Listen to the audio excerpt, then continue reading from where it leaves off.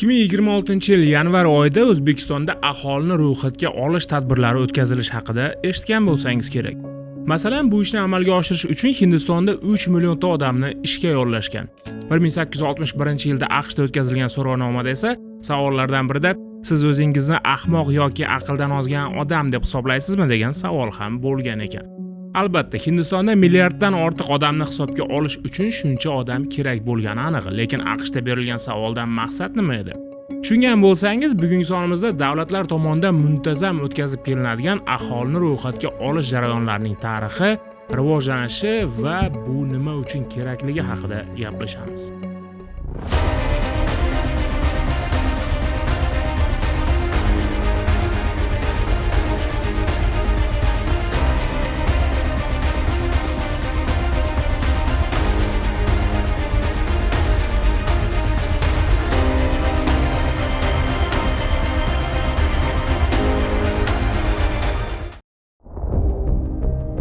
Insoniyat tarixida qadimdan aholini ro'yxatga olish ishlari o'tkazib kelingan, chunki davlatlar urushga nechta askarning qurollantirishi va qancha odam soliq to'lashini bilish zarur edi. Bunday hisoblar Xitoy, Yunoniston, Rim va boshqa qadimgi davlatlarda turli shakllarda amalga oshirilgan. Tabiiy ravishda bu jarayonlar juda sodda bo'lib, o'z maqsadlariga muvofiq butun aholini emas, balki uning ma'lum qismini qamrab olgan. Masalan, qadimgi Misrda ayollar, bolalar va qullar umuman hisobga olinmagan. Skiflarda esa jangchilar soni kamondan otilgan o'q uchlari miqdori bilan, Mo'g'ul tatarlarda esa bir joyga to'plangan toshlar soni bilan aniqlanardi. Qadimgi Rimda har bir fuqaro qasamyod qilib, ro'yxatga oluvchi amaldorga o'z ismi, yoshi, oila a'zolari va mol-mulk haqidagi ma'lumotlarni yetkazishi shart edi.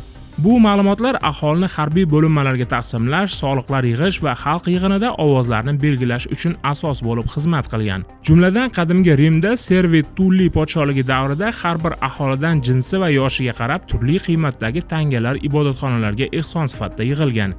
Tangalarni sanash orqali esa aholining umumiy soni, jinsi va yosh guruhlari bo'yicha taqsimoti aniqlanardi.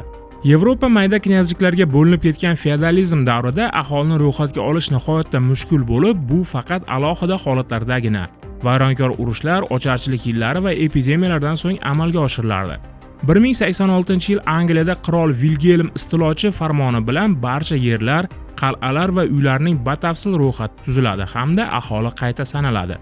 O'sha davr uchun bu hodisa taraqqiyparvar ahamiyatga ega edi. Shu bois aholini ro'yxatga olish Angliya uchun rivojlanishning yangi bosqichiga o'tishni belgilab bergandi. 18-asr o'rtalaridan boshlab davlatlarda o'z aholisini o'rganishga qiziqish ortib boradi. Statistiklar orasida aholini muntazam ro'yxatga olishning boshlanishiga asos bo'lgan birinchi to'liq aholini ro'yxatga olish 1790-yilda AQShda o'tkazilgan deb hisoblanadi. Aslida birinchi haqiqiy, ya'ni umumiy aholini ro'yxatga olish 1665-yilda AQShga qo'shni bo'lgan yangi Fransiya, ya'ni hozirgi Kanadaning Kvebek viloyatida o'tkazilgan edi.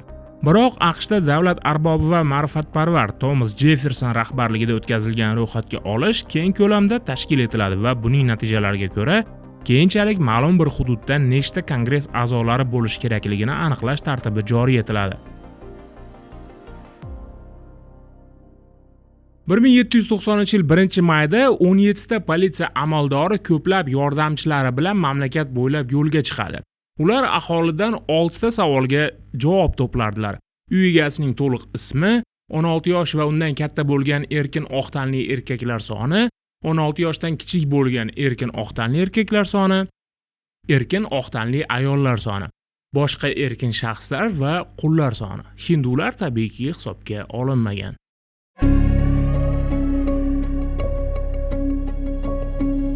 Aholini umumiy ro'yxatga olishning ilmiy asoslari haqidagi tasavvurlar 19-asr o'rtalariga kelib shakllanadi.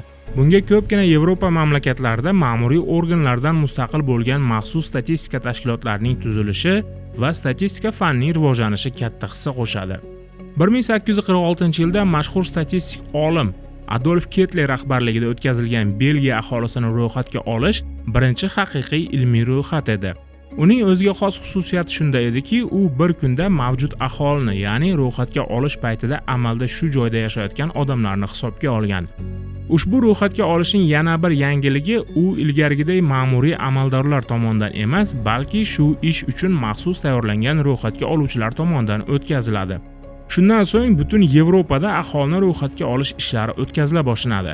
1851-yilda Xitoyda, 1871-yilda Yaponiyada ham aholi ro'yxatga olinadi.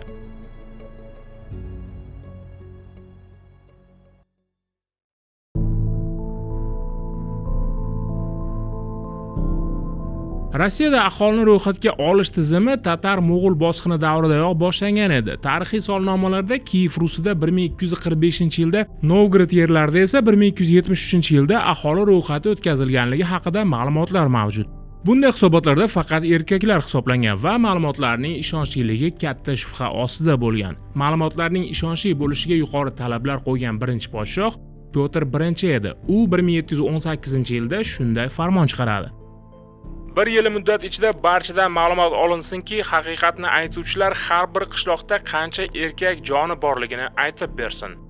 Ammo shunda ham ro'yxatga olish paytida ko'plab marhumlar tirik deb hisoblanib ro'yxatga qo'shilib ketardi. Bu holat Google'ning mashhur O'lik jonlar asari syujetiga asos bo'lgan edi.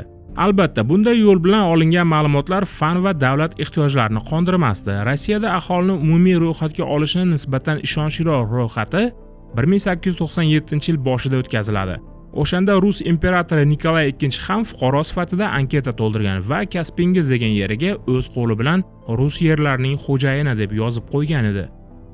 Aynan shu hisob-kitobdan Turkiston hududidagi katta shaharlarda ham qancha odam yashaganini bilib olishimiz mumkin. Masalan, ushbu ma'lumotlarga ko'ra 1897-yil holatiga Toshkentda 156.400 nafar, Qo'qonda 81.400 nafar, Namanganda 62.000, Samarqandda 55.100 nafar aholi istiqomat qilgan.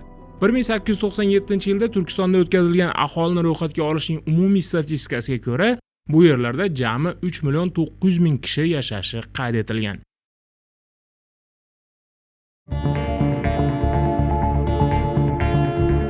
Keyinchalik 1926, 39, 59, 70, 79, 1989-yillarda Sovet ittifoqida va xususan O'zbekistonda ham aholini ro'yxatga olish tadbirlari o'tkaziladi.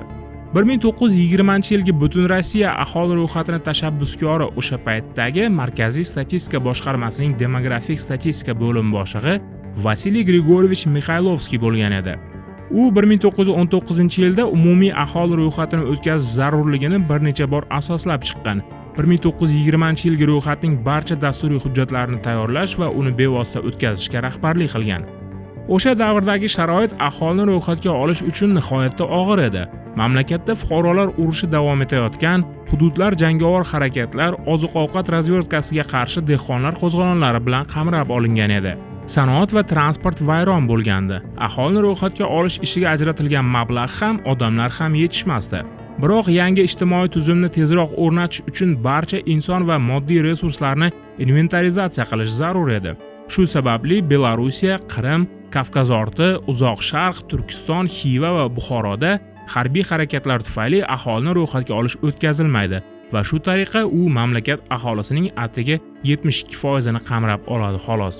Fuqarolar urush tugagach xalq xo'jaligini tiklash boshlanadi. O'limlar soni kamayib, tug'ilish ko'payadi. Sanoat rivojlanadi, shahar aholisini soni oshadi. Tabiiyki, aholining joylashuvi va tarkibida ulkan o'zgarishlar yuz beradi. Shu sababli, garchi 1920-yildagi aholini ro'yxatga olishdan keyingi 10 yillik muddat hali tugamagan bo'lsa-da, tez orada aholini umumiy ro'yxatga olish masalasi yana kun tartibiga ko'tariladi. Ikkinchi Sovet va birinchi Butun ittifoq aholini ro'yxatga olish 1926-yilda o'tkaziladi. 26-yilga aholini ro'yxatga olish ma'lumotlariga ko'ra, SSR aholisining umumiy soni 147.028.000 kishini tashkil etadi va shundan 4.600.000 kishi O'zbekiston hissasiga to'g'ri keladi. 1937-yilda ham aholi ro'yxatga olinadi, biroq 37-yilgi aholini ro'yxatga olish natijasi Stalinni qoniqtirmaydi. Oqibatda hukumat bu ro'yxatni muvaffaqiyatsiz va nuqsonli deb e'lon qiladi. Uning rahbarlari zararkunandalikda va aholini qasddan kam hisobga olishda ayblanadilar. Ularning ko'pchiligi qamoqqa olinib, gulag lagerlarida halok bo'ladi. Ba'zilari esa otib tashlanadi. Keyinchalik 1939-yilda yana ro'yxatga olish amalga oshiriladi va bu paytga kelib O'zbekiston aholisi 6.300.000 kishiga yetgani aniqlanadi. Keyinchalik 1949-yilda ham aholini ro'yxatga olish rejalashtirilgan edi. Ammo Stalin bunga ruxsat bermaydi. Aftidan u nafaqat mamlakatning bosib olingan hududlaridagi fashistlarning vahshiyliklari, balki ko'p hollarda urush yillarida ham to'xtamagan qatag'onlar natijasida yuz bergan aholining dahshatli yo'qotishlarini fosh qilinishidan xavotirda edi. Faqatgina 1953-yilda Stalin vafotidan so'ng navbatdagi aholi ro'yxati belgilanadi va u 1959-yilda o'tkaziladi. 59-yilga aholini ro'yxatga olish materiallariga ko'ra O'zbekistonda 8.100.000 kishi istiqomat qilardi. Keyingi butun ittifoq aholini ro'yxatga olish ishlari 1970-yilda o'tkaziladi. Ushbu ma'lumotlardan shu davrga kelib O'zbekistondagi aholi soni 11.800.000 kishi bo'lganini ko'rishimiz mumkin. Navbatdagi aholi ro'yxati 9 yildan so'ng 1979-yilda amalga oshiriladi va yagona jildda e'lon qilinadi. O'zbekiston aholisi 15.400.000 kishi edi. Aholi navbatdagi va so'nggi butun ittifoq ro'yxati oradan 10 yil o'tib 1989-yilda o'tkaziladi. Eng qizig'i, shundan so'ng mustaqillik yillarida mamlakatimizda bironta ham aholini ro'yxatga olish ishlari o'tkazilmaydi. O'sha so'nggi statistika bo'yicha O'zbekiston aholisi 19.800.000 kishini tashkil etardi. Endi va nihoyat mustaqil O'zbekistonda ham aholini ro'yxatga olish ishlari boshlanmoqda.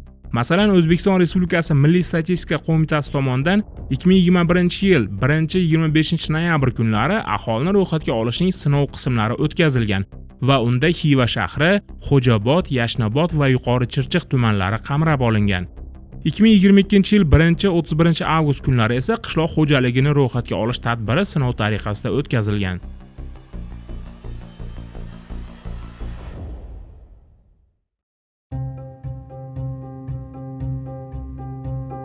Oradan 36 yil o'tdi, ammo bugungi kunda ham statistik tadqiqotlar o'tkazishning yangi zamonaviy muqobil usullari mavjudligiga qaramay, aholining demografik va ijtimoiy ko'rsatkichlari holati haqidagi yagona va aniq ma'lumot manbai yo'q. O'zi umuman bu narsa davlatga nima uchun kerak degan haqli savol tug'iladi. Aholini ro'yxatga olish bu aholi soni, jinsi va yosh tarkibi, yashash sharoiti va migratsiyasini to'liq tasvirini shakllantiradi. BMT aholini kamida 10 yilda bir marta ro'yxatga olishni tavsiya qiladi va aholini ro'yxatga olish bu milliy siyosatni ishlab chiqish va rejalashtirish, shuningdek mamlakat rivojlanishini kuzatish uchun asosiy axborotni taqdim etishini ta'kidlaydi. Aholining turar joy, uy ro'zg'or buyumlari, oziq-ovqat mahsulotlari, kiyim-kechak, tibbiy asbob-uskunalar va dori-darmonlar, ijtimoiy xizmatlar, ish o'rinlariga bo'lgan ehtiyojiga doir O'zbekiston uchun muhim ahamiyatga ega bo'lgan axborotni aholi to'g'risidagi ishonchli ma'lumotlar asosidagina aniqlash mumkin. Masalan, maktab yoshidagi bolalar soni haqidagi ma'lumotlar maktab qurish bo'yicha rejalarni muvofiqlashtirishga yordam beradi.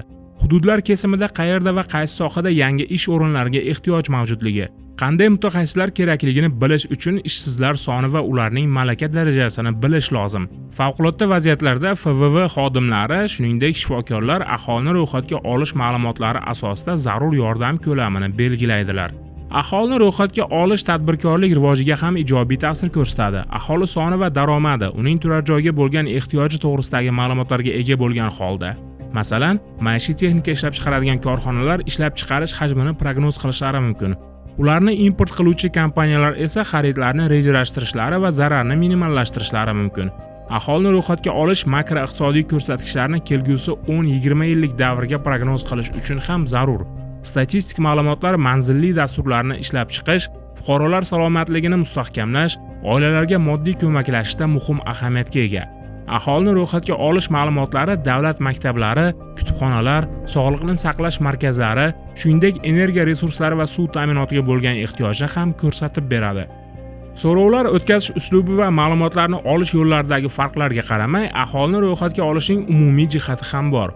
U fuqarolik jamiyatini shakllantirishga yordam beradi. Aholini ro'yxatga olish noyob ma'lumotlar beradi. Davlat ijtimoiy dasturlarni, jumladan kambag'allar, yetimlar, boshpanasizlar va nogironlarga yordam ko'rsatish dasturlarini amalga oshirish, jinoyatchilikni oldini olish, bandlikni oshirish uchun so'rovnomalarga aholining jismoniy va ijtimoiy salomatligi, ish sharoitlari, ish joyiga borish usullari va vaqti haqidagi savollar kiritiladi.